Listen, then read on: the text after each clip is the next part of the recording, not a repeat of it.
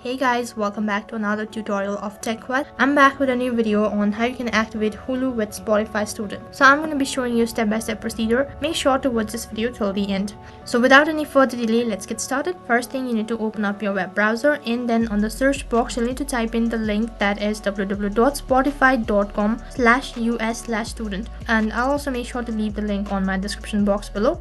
So this is your student account for the Spotify, and you'll be adding a Hulu account. So this method is only going to work for those who have a student Spotify premium account but not a Hulu account. If you already have a Hulu account, you do not need to follow this particular step. Now moving on, next interface will be logged into your account, and after you're logged into your account, you'll be able to see a profile icon in the top right. As you click on the profile icon, a drop down menu appears, and from there you need to click on account. Under account overview, you'll be able to see an option as activate Hulu. You need to click on the option. Next page, you need to switch to Spotify Premium for Student plus Hulu. Follow the on-screen instructions, and you need to combine a new plan. Once you enter and submit the request information, you'll receive an email confirmation of the change, and you have activated your Hulu with Spotify Student.